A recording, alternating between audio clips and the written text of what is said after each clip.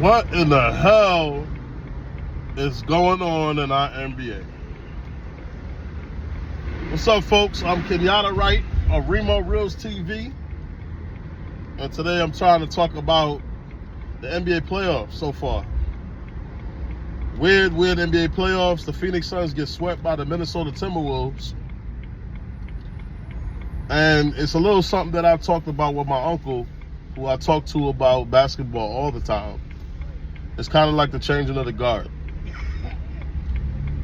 But you would never in a million years think that it's a young team like Minnesota.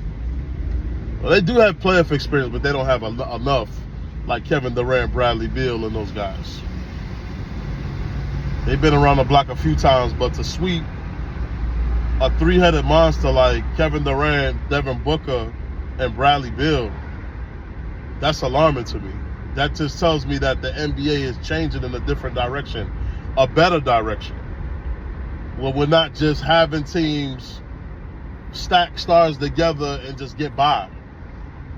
That's just not the way, in this sport. You want to make general managers and coaches have to work hard to win in this league. And I just felt like we had a certain period where teams were just putting stars together and there was no head coaching to take place or none of that.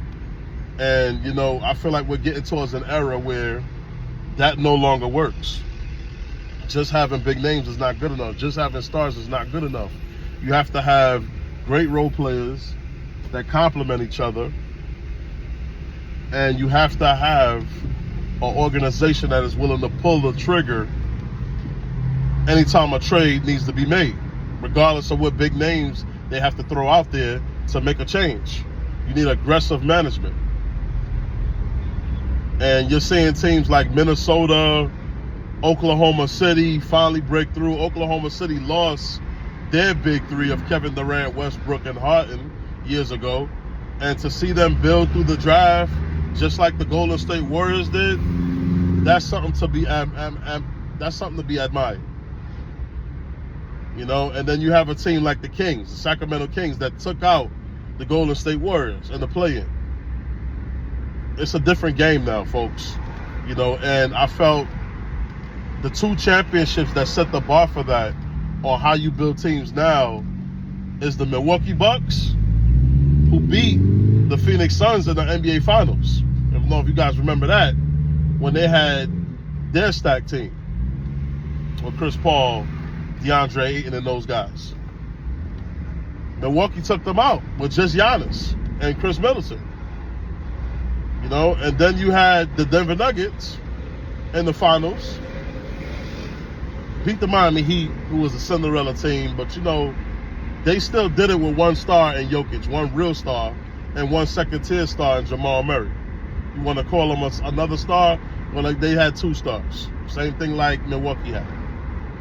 So I like this. This is good for the game, because when I was growing up in the 90s, every team had one star with it. You didn't have teams just having all of these all-stars on one team. You had stars battling each other. Do you guys realize, even though both teams are stacked, how much of a joy it gives me to see in that Clippers-Mavericks series, Kyrie Irving going up against James Harden? And it's real hate there for those who followed this story in Brooklyn. I wouldn't say it's hate. I say from a competitive level, them guys want to compete against each other. Because Kyrie felt like Harden bailed out on him in the Nets. And, now he's in Dallas.